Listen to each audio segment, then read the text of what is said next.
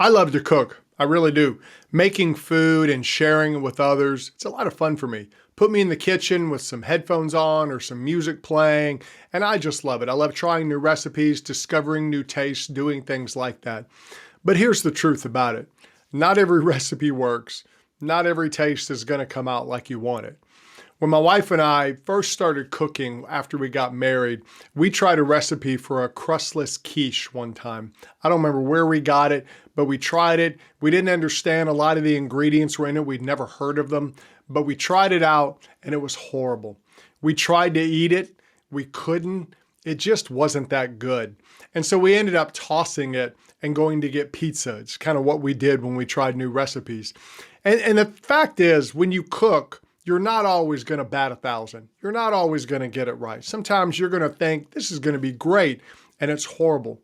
But the truth is, the more you cook, the better you get at it. And that's what happened to us. The more we cooked, the better we got at it. We kind of knew what recipes were, what works, what doesn't. And what's funny is, in the beginning, if we had had a thought of perfection, every meal has to be perfect, we would have stopped. We never would have tried new recipes, and we never would have really learned how to cook. And a lot of people are like that today. A lot of men are like that. They are paralyzed by their own perfection. They just are. And they apply it to different areas of their life. I'm just using cooking as an example. But some men have such a high standard of perfectionism on themselves, they're actually hurting themselves. And so they're hurting themselves, they're hurting their relationships, they're hurting everything. So what can they do about it? Well, we're going to find out on today's show, so let's jump in. Welcome to the Confident Man Podcast, empowering men with the confidence they need to live their adventure. Now, here is your host, David Maxwell. Hey guys, welcome to the Confident Man Podcast. I'm so glad that you joined me here this week. Today we're talking about the mental struggle that many men have with perfectionism. You see, the drive to be perfect has really hurt a lot of men over time. They push themselves to be perfect, and when they do that, they actually lose out on a lot of life. So let me ask this question. Does anyone care?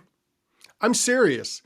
We will often give grace to other people in their imperfections, but we don't give it to ourselves as men. We kind of beat ourselves up. And we do this in different areas of our life at different times. So let me put it in a way that I think most of us can get. Remember back in school, middle school, high school, some people were just obsessed with their grades. They had to make A's. They had to make 100. If they made a 98, they were upset. You probably knew people like that. You may have been someone like that. Well, they wanted perfection in their life. So let me ask this. Does anyone really care? You know, when you think of someone like Bill Gates or Steve Jobs, do you think anyone went up to them and said, hey, what'd you make in 8th grade?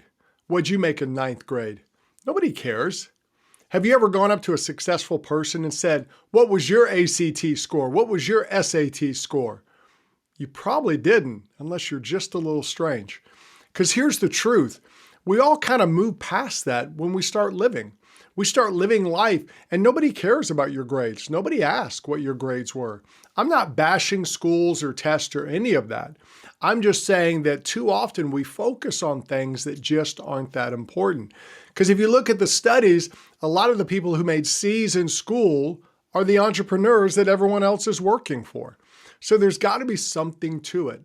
And I think sometimes we get so caught up in perfectionism that we miss out on life and we miss out on things we can do.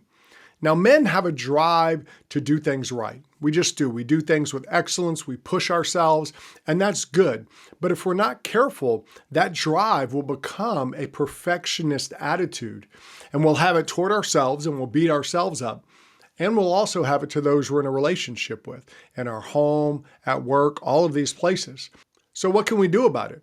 We can get a realistic view of perfectionism. We do this by adjusting our attitude toward perfectionism. We do it in our lives, and then that helps us do it in the lives of others. And so today we're going to talk about 3 attitudes that can help us. The attitude of understanding that perfect can replace purpose, that growth beats perfectionism, and imperfections help build teams.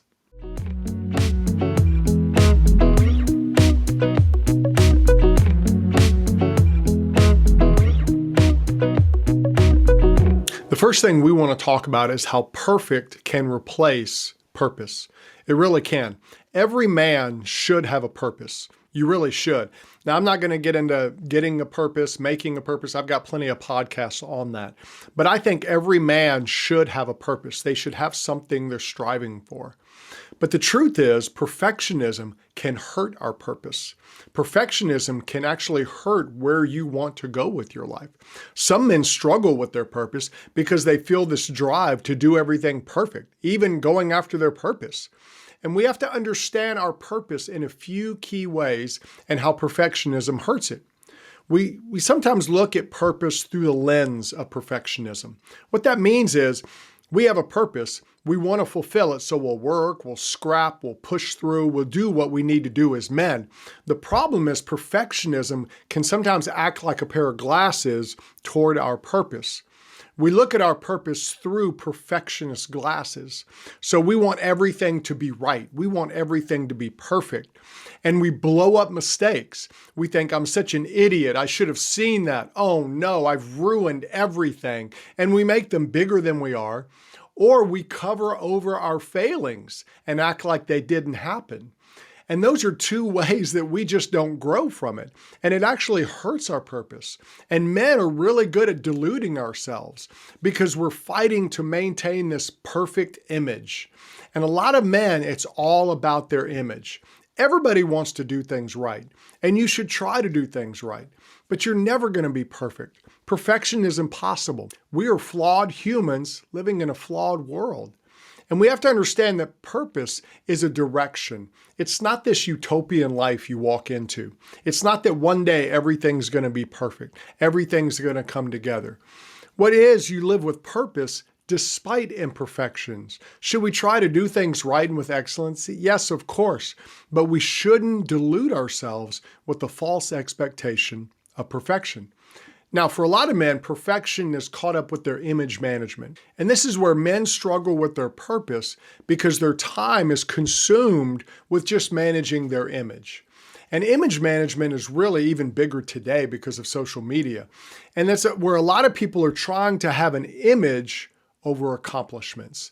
They want you to think well of them, whether they've actually done anything or not. And that's not a good place to be. And as men, we can get sucked into this where all of our energy is coming out to present an image instead of working on actually accomplishing anything. And perfection will drive us to that because we want other people to think a certain way of us. We want them to accept us. We want them to believe in us. So we present this perfect image. And we think that's going to make everything well. It's going to bring completeness. But it's not good because it becomes a drive that surpasses our purpose. We'll do things we never would have done to try and get acceptance. We only focus on other things and not really going after our purpose. We focus on our image. We're focusing on maintaining an image. And eventually our image is going to take all of our energy, all of our drive, and we're not really going to accomplish what we're called to do. A lot of men talk about living for a purpose, but a lot of these men are actually just working to maintain an image and to make sure you think well of them. Now, the other area perfectionist hurts us is in the area of our relationships. You may have a purpose for relationships. You know, you're married, you have kids, whatever. Your perfectionism can hurt that, and it hurts how we live with those we love. It can damage our relationships and how we interact with others.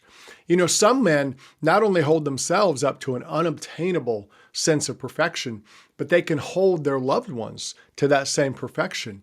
Married couples have a hard time growing close and intimate when they have this standard of perfection. You have to be perfect. You can't not be perfect. Well, you're not going to grow close to someone if you force them to be perfect all the time because no one's perfect.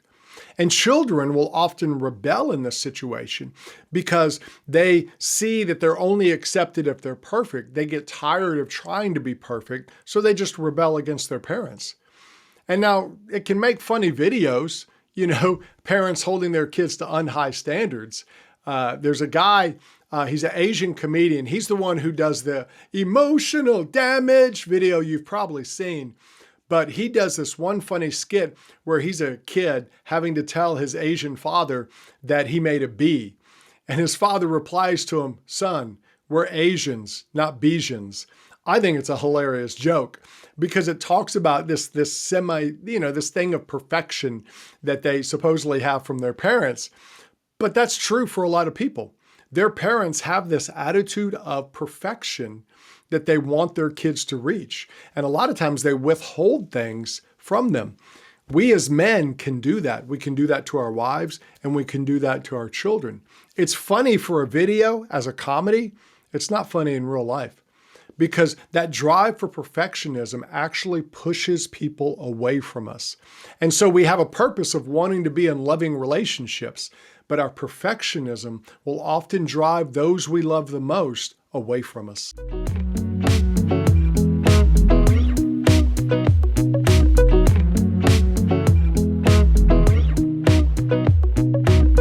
The second attitude we want to talk about when it comes to combating perfectionism is how growth beats perfectionism.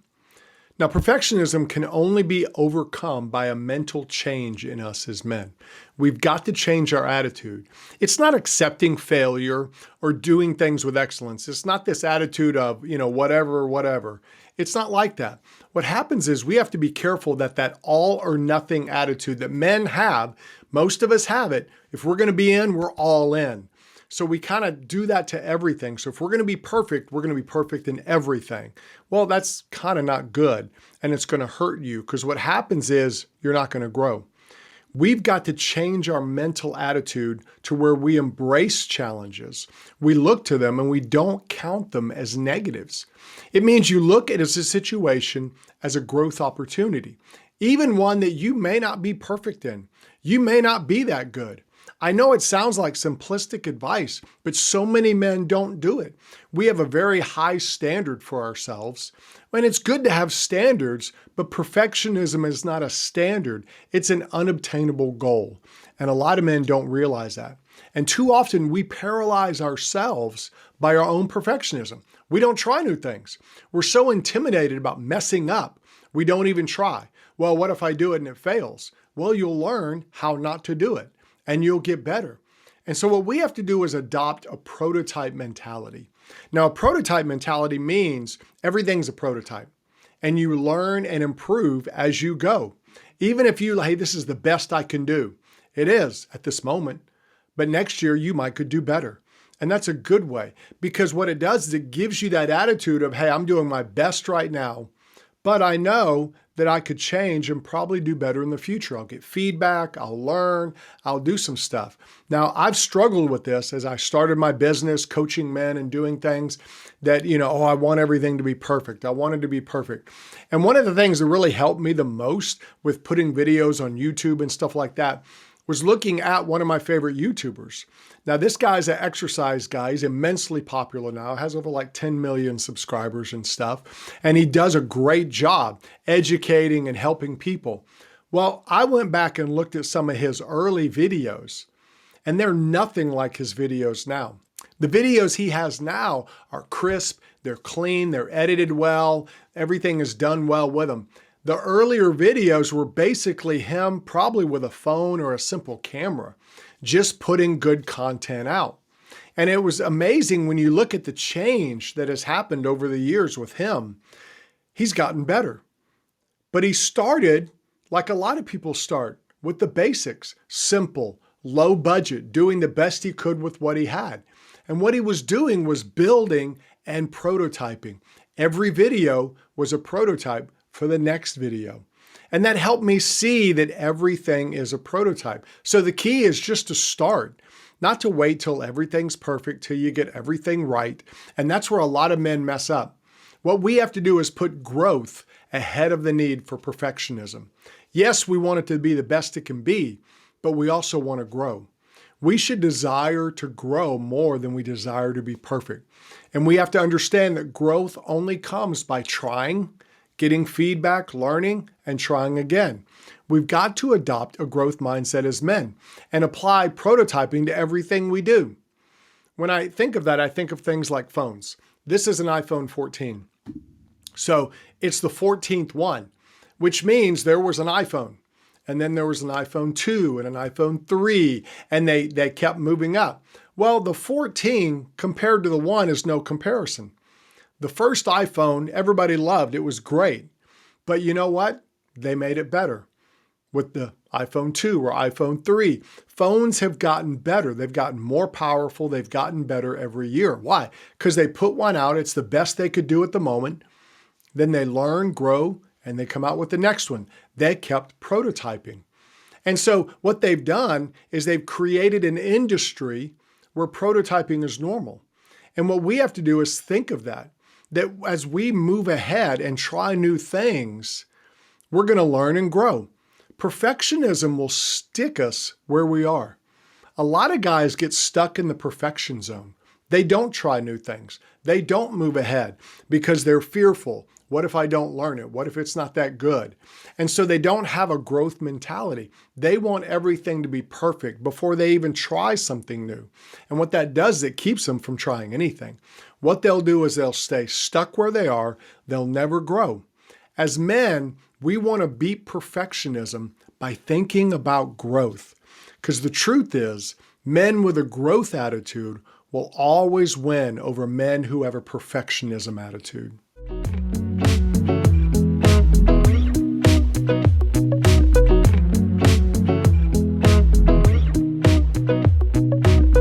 The third attitude that helps us combat perfectionism is understanding that imperfections help build teams. They just do. Perfectionism hurts us because we often try to be the man. You may have done it. I know I've done it, where you go in with an attitude of, I can do it all. When I first started as a youth pastor way back in the day, I tried to be the man. And I tried to, hey, I can do everything. And I couldn't. And I failed miserably many times. And I had a friend of mine who was one of my leaders come to me and in a loving way just say, hey, we're here to help you. You don't have to do everything. Let me do stuff for you. And it was one of the best conversations I ever had in my life because it helped me realize that other people have gifts I can use. I didn't have to be the man. Nobody saw it as not being good enough if I couldn't do everything. And sometimes as men, we want to show off. We want to show off for our boss. We want to show off for our coworkers. And we take on more than we can handle. And we often burn ourselves out in the process. We just do. And what we have to do is adopt a different attitude to succeed at work and really everywhere. And that's a team attitude. Instead of a perfectionism attitude, we need to embrace the concept of teams. How do we do that? Well, first, we've got to recognize our strengths. Every man has things he's good at. And you know what? I appreciate when people are good at stuff. You know, I can do some things well. I cook well, but I'm not really a grill master. But I've got friends who are great grill masters. My brother is really good on the grill. My brother does crawfish, which right now is kind of blowing up here in the South because it's crawfish season. Everyone's starting to eat them. But he's really good at that stuff. He's much better than I am at it. And you know what? I appreciate how good he is at it because I can eat what he does. Some people are yard masters. They're really good at making their yard look perfect. They love getting out, digging into the soil. Some guys are mechanic masters. They can build anything. Some guys are business masters. They start businesses all the time. They just have a gift. And there's all kinds of gifts. We could go on and on. We know this, but sometimes we deny the truth. We just do. We think I have to be good at everything. I have to be great at everything. And it's funny, we don't put that expectation on others a lot of times, but we put it on ourselves. And by nature, doing it to ourselves, we're going to do it to others. As a man, we've got to recognize, hey, I'm good at some things. That's not pride. It's just a recognition of the design. You were designed to be good at some things. Every man has their own special set of skills. You know, I'm not saying it's like Liam Neeson and Taken where you can go and kill all the bad guys. What I'm saying is you have your own special set of skills as a man. You shouldn't run from them. You should recognize them. Don't downplay them. And I'm not saying you get a big head about them, but you find out what your strengths are. Work in them. Be confident about them. Find the things you're good at. Find the things you enjoy doing. When you put those two together, what you're good at and what you love, you're going to enjoy work a whole lot more. And it helps you understand that, hey, this is what I'm good at, but it also helps you understand I'm not good at some of these other areas. I can't do them that well. You can be honest about your reality. When you recognize the good, then you can be honest about the areas that aren't so good. You can say, hey, I'm not great at that. I'm just not. And you don't have to feel sorry. You don't have to feel ashamed. It's just real. You're being humble in a real way because you're saying, that's a weakness for me. I'm good at this. I'm not good at that. And you know what? People appreciate that. They just do. Everybody appreciates that. And everybody, when they understand that, can come together and build a better team, which is why we have to recognize other people's strengths. That's a key. We've got to recognize our own strength, but we've got to recognize other people's strength. When we recognize our own strengths and weaknesses, it helps us think about other people, and we don't have a false expectation of them. We want to find their strengths. What are they good at? And this brings a positive sense of reality to everybody that you work with, that you're on a team with, because it puts everyone on the same level. They understand that, hey, you're good at this. You're better than me at this. And I'm good at this. Let's work together and we can help each other be the best we can be. And that helps us because we're not intimidated by our coworkers. We're not intimidated by other people. We can celebrate them and be happy for them because we understand that's your strength. This is my strength. Together, we can go farther. You want to recognize the strengths of those you work with, those you might be on a team with. And this can also help you in the home. You come home and you recognize your wife's strengths and you say, hey, babe, you're really good at this. You're better than me at this. That's okay. She'll feel appreciated and she'll want to help more with her strengths. Your children are the same way. Your children are going to have a mix of strengths and weaknesses, and you want to highlight that. You want to use their strength. You want to help them build their strengths and help them make it where their weaknesses don't hurt them, because they're going to understand that and they'll apply it to their life at a younger age. And that's the beauty of it. And after you recognize other people's strengths, you've got to recognize how teams fulfill everyone. Now, this is the beauty of teams. There's a lot of talk in teams in the business world and other worlds that sometimes people can get, it kind of becomes white noise. But the truth is, teams give us the best chance to go farther and achieve more. Why? Because every person, I think, wants to give their best. And a team gives them the way to do that because they can focus on the things they're good at. They don't have to try to focus on the things they're not good at. A team allows us to really give ourselves to it in an area that we're naturally gifted in. We put our strengths in there and we feel more fulfilled. We can contribute more because we're not wasting our energy on things we're not good at, because other teammates probably love those things and they can do those. So you feel relieved. I don't have to do that. And you can focus your energy on what you're good at. And it's good to be good at something. We all like that. And when you contribute that to the team gets stronger. And when you're not good at something, it's easier for you to ask someone else on the team to help you when you know they're good at it. And that helps the team come together. It builds camaraderie. It creates unity. And this also happens at home. When you recognize the giftings of your loved ones, when hey, you're good at this, you're great at this, I need your help at this, that builds unity. That brings a family together. And that's why teams are such a powerful part. When you create a team atmosphere at home, then your home's going to be a lot tighter. People are going to feel a lot closer. You'll have a lot more peace and you'll feel connected. When we're part of a team and we're contributing from our strengths, this gives us passion and excitement for our work, for our family, wherever. Does this mean that you don't have to sometimes suck it up and do things you don't like? Well, no, of course. Everyone has to do things they don't like. We all have jobs we don't like, as far as, for me, I don't like cleaning the house. I just don't. It's not my thing. I do it. I don't necessarily enjoy it. I try to habit stack. So I do something else while I'm cleaning. I'll listen to something, maybe a book or something to make it more enjoyable. I just don't like it. I'd rather someone else do it. But that's the thing, is we sometimes have to do things we don't like. But if the majority of your time you're functioning in your gifts, if the majority of the time you're functioning in what you enjoy, you're going to enjoy life a whole lot better and you're going to be better at it. And this is how imperfections can help us. It helps us build on our strengths and let other people help us in the areas we're weak at. Our imperfections are not a bad thing. They're just not. You know what they are? They're a connector. Because when you're not good at something, you connect with someone who is, and you're going to have a good, strong relationship, and you're going to help each other. You can help them in areas they're weak, and they can help you in areas you're weak. And that's the beauty of it.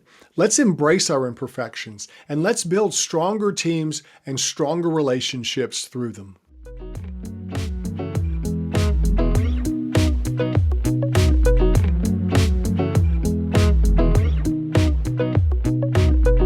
All right, guys, closing out the podcast, we've got to understand there's no such thing as a perfect man. And the attitude of perfectionism will hurt us as men. We all have strengths and weaknesses. But if we have this self-induced ideal of perfectionism we're trying to live under, we're only setting ourselves up for disappointment. We've got to fight through our own ego, our own mindset, all this perfectionism, and change how we approach our life. If we don't, we're going to lose our purpose.